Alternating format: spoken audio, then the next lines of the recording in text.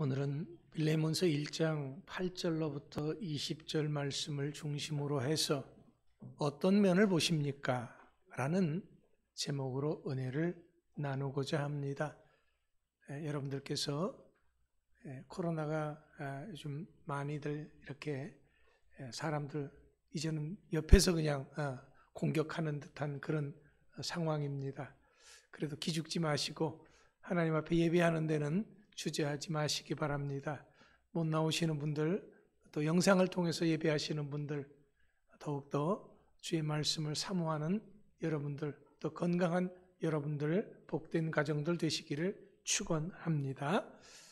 자, 사람은 누구나 다 할 것 없이 두 가지 면이 함께 공존합니다. 사람은 그 사람만인 그 본인만이 가지는 좋은 면이 있고 나쁜 면이 있습니다. 어떤 사람은 좋은 면만 있고 어떤 사람은 나쁜 면만 있고 하는 것은 아니다라는 거지요. 항상 두 가지 면 정도는 이렇게 공존을 하게 되어 있습니다. 그런데 중요한 것은요, 대부분의 사람들이 자신은 인정하지 않을지라도 나쁜 점보다는 좋은 점이 훨씬 더 많다고 하는 겁니다. 어떤 학자들이 조사에 의하면은 우리가 대부분의 사람들이요, 한 90%가 좋은 점이라고 한다 그러면은 10% 정도가 나쁜 점이다라는 거지요. 좀 고쳤으면 하는 그런 안 좋은 면은 10% 정도밖에 없다라는 겁니다. 그런데 정작 그 사람에게서 드러나고 힘을 쓰는 것은 그 10% 안 좋은 점이다라는 거지요. 왜냐하면 이것을 이 공중권세 잡은 어둠의 세력인 사탄이 강력하게 지지를 하고 또 지원을 하고 있기 때문에 그렇습니다. 이 사람의 나쁜 면이 우리들에게서 더 드러나도록 힘을 실어주고 있다라는 겁니다. 90%의 좋은 점이 힘을 못 쓴다라는 거지요. 오히려 10%의 나쁜 점이 90%의 좋은 점을 덮어버린다라는 겁니다. 그런데 이걸 모르는 대부분의 사람들은 상대방을 볼 때 얼른 그 사람에게 쉽게 도드라지게 드러난 그 나쁜 점만을 보게 돼가지고 상대방을 나쁜 사람으로 인식한다라는 겁니다. 그래서 우리나라 사람들은 참 슬기로운 사람들이라 사람은 겪어봐야 아는 거야, 이런 말을 하는 겁니다. 좋은 일보다는 안 좋은 일을 겪어보면은 그 사람의 진면목을 알게 된다라는 거죠. 그 사람이 평소에 나에 대해서 어떤 생각을 가지고 있는지를 알게 됩니다. 그 사람이 가진 신앙이 어떠했는가? 그 사람이 말하는 사랑이 어떠했는가? 그 사람의 말했던 모든 것의 진실이 어떠했는가 하는 것을 이 어려움을 겪어보면 알게 된다라는 거지요. 하지만 대부분의 사람들은 진실을 대하는 것을 두려워합니다. 그래서 진실 앞에 자기 자신도 못 세우고 남도 못 세우는 거예요. 왜냐하면 진실 앞에서의 나는 상대방보다 더 못나 보이기 때문이고 더 나쁜 사람인 것 같아 보이기 때문에 그렇습니다. 그래서 사람들은요, 가면을 쓰는 거예요. 나의 진면목이 있는 그대로 나를 드러내는 것이 아니라 내가 다른 사람인 것처럼 이렇게 포장을 한다라는 거지요. 때로는 신앙이라고 하는 가면을 씁니다. 왜냐하면 그래야지만이 내가 다른 사람들에게 선하고 좋은 사람으로 상대방에게 인식되기 때문에 그렇습니다. 하지만 문제는요, 사람은 속일 수 있어도 우리 하나님은 못 속인다라는 거지요. 이렇게 가면을 쓰고 살아가는 사람일수록 기도하지 않고 말씀을 읽지 않습니다. 왜? 기도하고 말씀을 보면은 자신의 마음이 아파서 견디지 못하기 때문에, 괴롭기 때문에 그렇습니다. 그래서 사람들은 진실을 마주할 용기를 내지 못하는 것입니다. 은혜는 받고 싶은데 은혜를 받지 못하는 거예요. 여러분, 아무리 그렇다고 할지라도 이제 우리는 나 자신을 진리의 거울 앞에 세우는 것을 주저하지 말아야 합니다. 말씀 앞에 나를 세워야 합니다. 왜? 그래야지 나 자신이 어떤지를 비로소 알게 된다는 것. 내 얼굴을 보게 된다라는 겁니다. 내가 누구인지 알게 되는 거죠. 여러분, 내가 누굽니까? 이렇게 진리의 말씀 앞에 나를 세워보면은 하나님 앞에 나는 참 나쁜 죄인이다라는 것을 보게 됩니다. 왜냐하면 우리가 참 다른 사람들을 많이 미워했거든요. 또 다른 사람들을 시기하고 질투하고 때로는 분내고 화를 내고 욕을 하고 아무렇지도 않게 거짓말을 했습니다. 온갖 나쁜 짓을 다 하면서 살아왔던 나다라는 거지요. 하지만 이런 것들에 대해서 대부분의 사람들에게 드러나지 않았다라는 겁니다. 왜? 우리는 다른 사람들에게 좋게 보이려고 가면을 썼기 때문에 그렇습니다. 아무리 그렇다고 할지라도 내가 좋지 않은 사람인 것은 확실합니다. 남들이 내가 질투하고 남들이 내가 속으로 욕하고 남들이 내가 미워하고 그런 거 모른다고 할지라도 우리 하나님은 아시죠. 여러분, 내가 하나님 앞에서 어떤 사람인 줄 알았다고 한다면 그러면 회개하고 돌이키면 됩니다. 왜냐하면 우리 주님이 우리들의 이런 면을 몰랐을까요? 아니죠. 우리 주님은 이미 다 알고 계십니다. 사람들은 몰라도 우리 주님은 우리의 마음속 깊은 곳까지도 감찰하시는 분이시다라는 거지요. 그 주님이 내가 회개하고 돌이키기를 기다리시는 겁니다. 그래서 우리가 단 한 번만이라도 용기를 내서 진리의 거울 앞에 나를 세운다고 한다면 그 사람의 인생은 완전히 달라지게 됩니다. 왜냐하면 더 이상 가식적인 삶을 살지 않아도 되기 때문에 그렇습니다. 더 이상 나 아닌 다른 사람의 삶을 살지 않아도 됩니다. 왜? 누가 뭐라고 해도 나는 나이기 때문에 그렇습니다.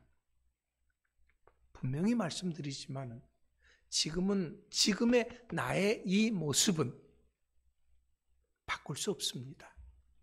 왜냐 그러면은요, 지금의 나는 이제까지 내 삶의 결과물이기 때문에 그렇습니다. 그래서 옛날에 우리 어르신들은 그런 말을 했죠. 인생 40이 넘어서면은 자기 얼굴에 대해서 책임을 져야 된다라는 말을 했습니다. 40이 아니더라도 지금의 내 모습은 내가 어떻게 살아왔는가, 내 삶의 결과물이 그대로 드러나게 되어 있다라는 거지요. 하지만 앞으로의 나의 모습은 얼마든지 바꿀 수 있습니다. 그렇기 때문에 지금 내 모습을 다른 사람들이 나의 나쁜 면을 본다고 할지라도 그것을 탓하지 마세요. 손가락질할 것도 아닙니다. 욕할 것도 아니에요. 왜? 나는 나지요. 아프지만 쿨하게 받아들이면 되는 거예요. 지금까지 내 삶이 아무리 엉망진창이라고 해도 괜찮습니다.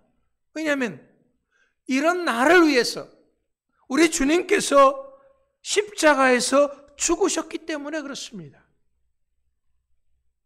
이것을 믿는 나는 예수님의 부활과 함께 새로운 내가 되어진 것입니다. 그래서 고린도후서 5장 17절 말씀에서 누구든지 예수 그리스도 안에 있으면 새로운 피조물이라. 이전 것은 지나갔으니 보라 새 것이 되었도다 선언하고 있는 것입니다. 그렇기 때문에 우리 믿음의 사람들에게 있어서 이제부터가 중요한 거죠. 이제까지의 사람들은 좋은 것 많은 나를 보지 못했을 수도 있습니다. 내가 이렇게 좋은 게 많은데 왜 몰라줘? 그럴 수도 있어요. 그렇다고 해서 다른 사람들을 탓하거나 속상할 건 없어요. 왜? 나도 예수님 믿기 전에는요, 남들과 똑같이 다른 사람들의 나쁜 면만 보는 그런 삶을 살았다라는 거지요. 하지만 예수님 안에 있는 나는 우리 예수님이 죄악으로 가득한 나를 용서해 주시고 받아주셨습니다. 사랑해 주셨습니다. 그렇다면 이제 나도 그렇게 하면 되는 거예요. 그저 있는 그대로 나 자신을 받아들이고 다른 사람들도 받아들이면 되는 거예요. 있는 그대로 받아들이면 되는 거죠. 그러면서 자연스럽게 내가 주님께 받았던 그 은혜를 다른 사람들에게 흘려보내면 되는 겁니다. 물론 사람들이 여전히 나를 인정해 주지 않더라도요, 100% 나를 인정해 주시는 분이 누굽니까? 우리 주님이시죠. 우린 이것을 믿습니다. 이것이 우리의 믿음입니다. 바로 이 믿음이 나를 살리는 근거가 되는 것입니다. 오늘의 내가 살아갈 원동력이 되는 것이고 힘을 얻는 것이고 용기를 얻는 것이죠. 사람들은 몰라줘도 주님은 나를 알아주신다라는 거죠. 자, 그렇다면 이렇게 산 사람이 누굽니까? 첫 번째 우리가 생각해 볼 사람은요, 베드로입니다. 여러분, 베드로가 어떤 사람입니까? 별 볼 일 없던 어부였습니다. 갈릴리 바다에서 그저 물고기나 잡는 평범한 그런 사람이었습니다. 그런데 예수님께서 그를 택해서 예수님의 제자 중에 제자로 삼아 주셨습니다. 3년 반 동안 함께 다니면서 공들여 훈련을 시켰습니다. 그런데 그 결과가 무엇이었습니까? 예수님께서 그렇게 주의를 주고 경계하도록 권면했지만은 베드로는 기도하지 않았습니다. 결국엔 예수님을 저주하면서 맹세하면서 모른다고 했습니다. 그것도 3번씩이나. 배은망덕한 사람이죠. 참 못된 사람입니다. 그런데 예수님은 이런 베드로의 어두운 면을 크게 부각시켜서 보지 않았습니다. 베드로가 가지고 있는 장점, 베드로는 리더십이 있습니다. 베드로는 그 누구보다도 발빠르게 움직일 줄 아는 그런 좋은 면을 가진 사람이었습니다. 바로 우리 주님께서는 베드로의 그 좋은 면을 인정해 주시고 그를 들어 사용하셨습니다. 두 번째 우리가 생각해 볼 사람은 사도 바울입니다. 그럼 사도 바울은 어떤 사람입니까? 굉장히 자의식이 강한 사람입니다. 누구에게도 지기를 싫어하는 사람입니다. 참 많이 배우고 세상적인 지위도 있는 사람이, 한마디로 제 잘난 맛에 사는 그런 사람입니다. 그래서 예수님을 믿는 사람들을 탄압하는 데도 앞장을 섰습니다. 그의 지식과 경험으로는 분명히 예수 믿는 사람들은 도저히 용납할 수가 없었기 때문에 그렇습니다. 그래서 탄압하는데 물불을 가리지 않았던 것입니다. 예수님 입장에서는 참 괘씸한 놈이지요. 하나님도 몰라보고 자기만 잘났다고 하는 그런 사람입니다.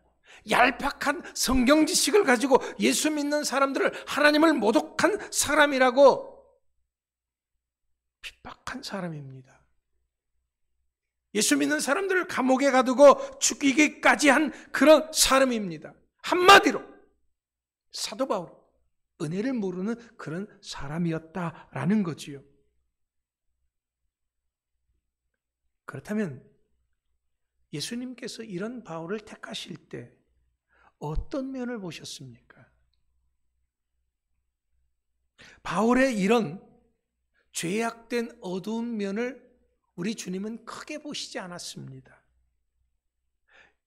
이것은 그가 예수님을 잘 몰라서 그런 것이라고, 오히려 바울의 죄를 덮어주시기까지 하셨던 것입니다.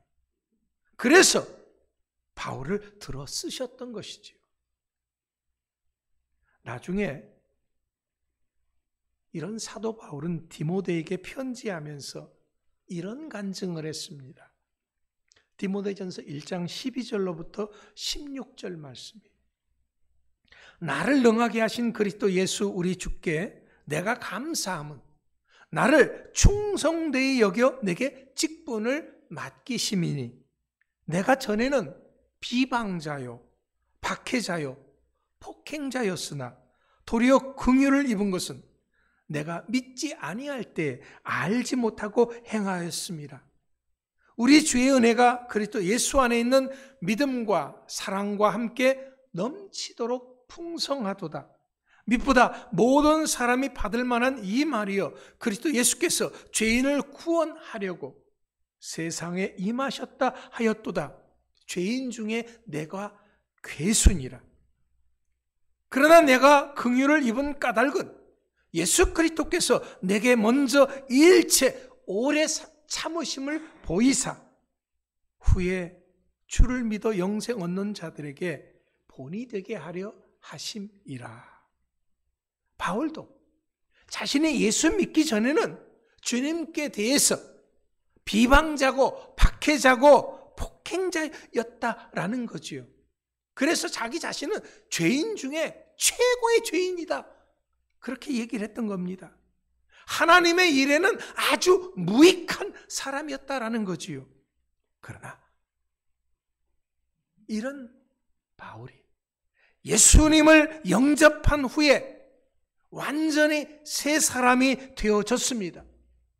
무가치한 사람이 가치 있는 사람이 되어졌습니다. 쓸모없던 사람이 쓸모있는 사람이 되었습니다. 무익했던 사람이 유익한 사람이 되었습니다. 우리 주님이 그렇게 여겨주셨던 것입니다. 이런 은혜가 있었기 까닭에 베드로도 바울도 빚진 자로 살았던 것입니다. 그 어떤 고난도 감당하면서 죽도록 헌신했던 것입니다. 이제 세 번째로 마지막 한 사람을 더 살펴보고자 합니다. 그 사람은 오늘 우리들이 읽은 빌레몬서 본문 10절 말씀에 나오는 오네시모라고 하는 사람입니다. 이 사람이 누굽니까?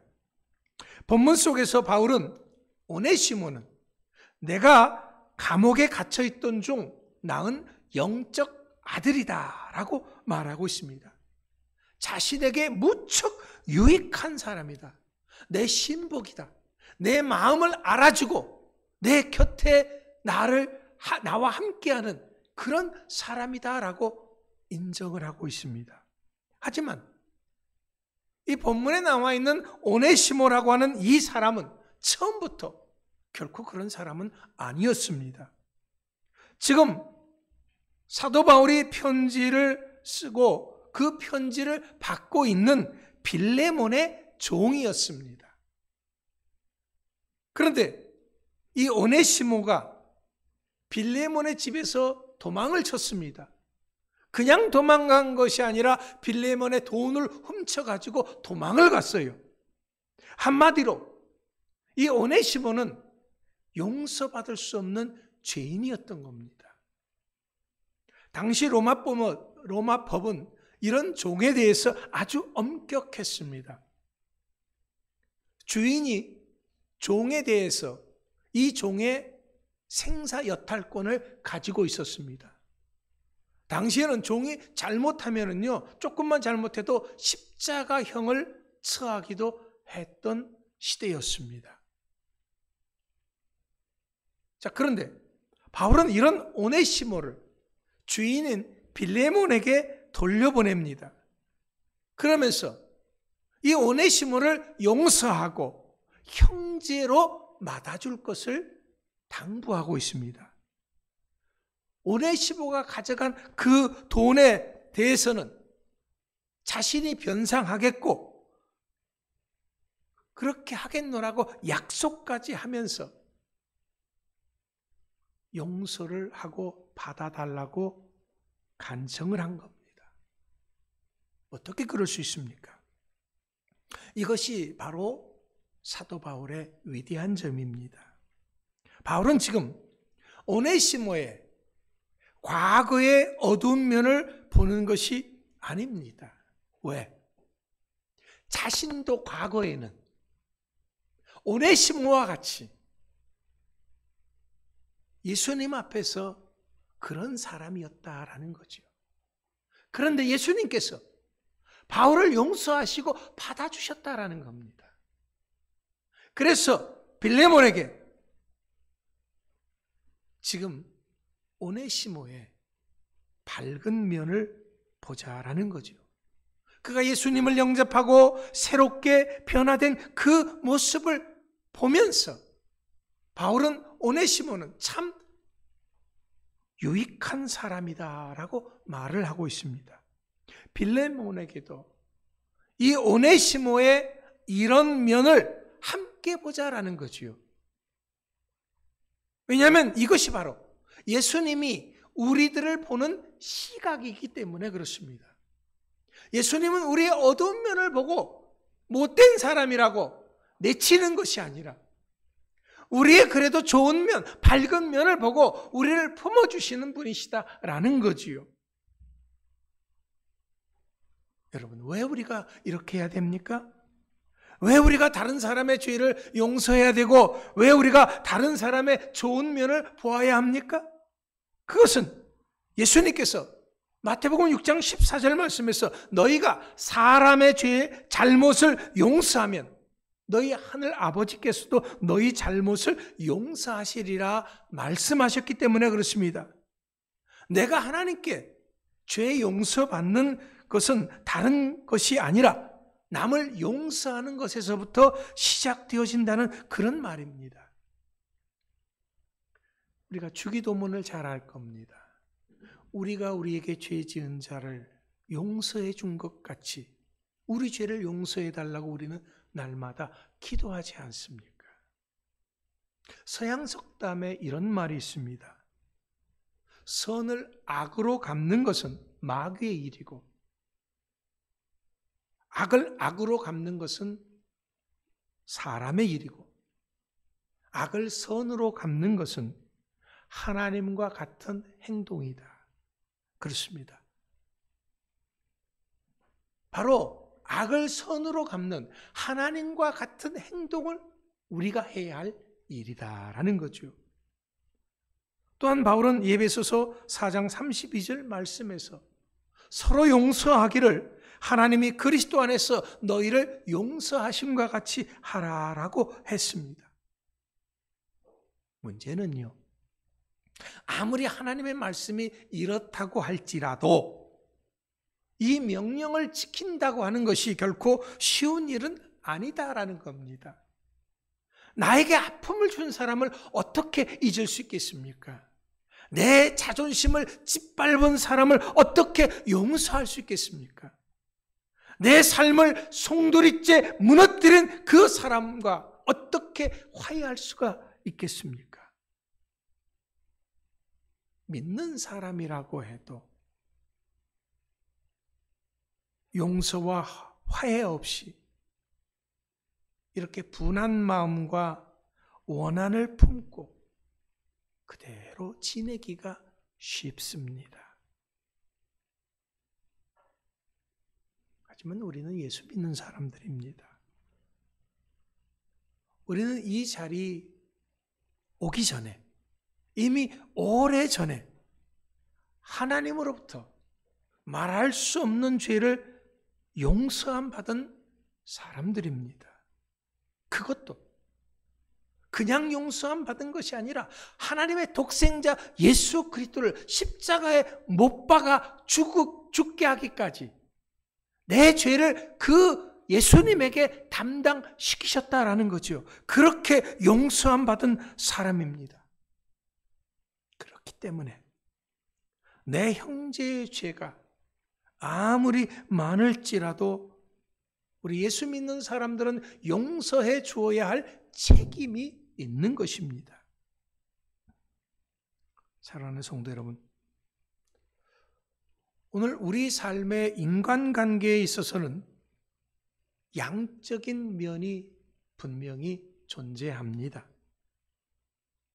그렇기 때문에 내가 상대방을 어떤 시각을 가지고 바라보느냐에 따라서 관계의 깊이가 달라지는 것입니다. 어둠의 권세가 맹인을 떨치고 있는 세상에 살고 있는 우리들이기 때문에 상대방에게 있어서 도드라진 그 어두운 면을 보는데 아주 익숙해져 있습니다. 상대방이 9가지 좋은 점이 아닌 한 가지 나쁜 점을 더 크게 부각시켜서 본다라는 거지요. 그래서 그 사람의 고마움을 한순간에 다 날려버리고 섭섭한 기억만을 선택해서 관계를 깨뜨리곤 하면서 우리가 살아왔습니다. 또 이것에 정당성을 부여해서 고치려고 하지도 않았습니다.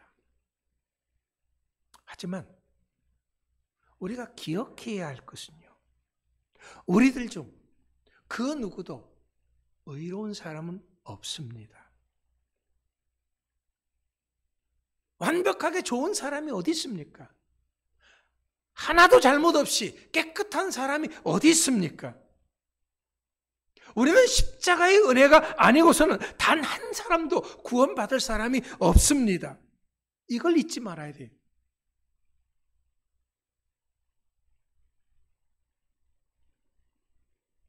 형제의 눈 속에 있는 티를 빼기 전에 내 눈 속에 있는 들보를 빼야 되는 거죠. 우리가 누굴 탓하기 전에 항상 나 자신을 돌아봐야 하는 것입니다.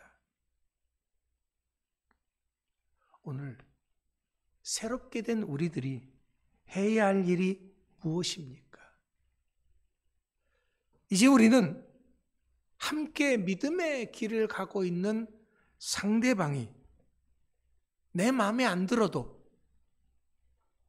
예수님의 십자가에 그 십자가로 죄를 용서하시고 받으신 그 사람에 대해서 토를 달지 말아야 합니다. 더 이상 시비를 걸지 말아야 합니다. 예수님께서 용서하신 그 사람을 나도 용서하고 사랑해야 합니다. 우리는 다 같은 사람들입니다. 우리가 다 함께 천국 갈 사람들이죠. 그러면은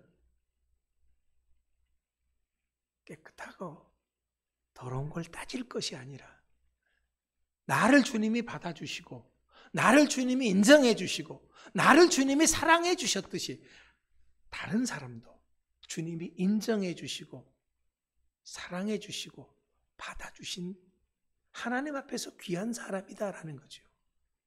내가 그 사람을 어떻게 판단을 하고 정죄할 수가 있겠습니까? 예수님이 우리들의 밝은 면을 보시고 인정해 주시듯이 우리들도 상대방의 밝은 면을 보고 그를 인정해 줄 알아야 합니다. 이제는 이런 하나님의 사람으로 거듭날 수 있는 여러분들이 되시기 바랍니다. 그래서 이제는 우리가 모든 사람의 좋은 면, 밝은 면을 보고 주님 사랑으로 힘껏 안아줄 수 있는, 그래서 이 추운 겨울을 따뜻하게 보낼 수 있는 우리가 되시기 바랍니다. 오늘 여러분들이 돌아가시거든요. 가까이 있는 사람들을 한번 좀 세게 안아주세요. 그러면서 사랑한다고 고백하시기 바랍니다. 그리고선 다른 건 생각하지 마세요. 주님이 나를 받아주시고 사랑하시고 품어주셨듯이 나도 그 사람을 받아주고 용서하고 품어주고 사랑해줄 수 있는 여러분들, 그런 멋진 신앙인으로 거듭날 수 있는 여러분들이 다 될 수 있기를 축원합니다. 기도하겠습니다. 하나님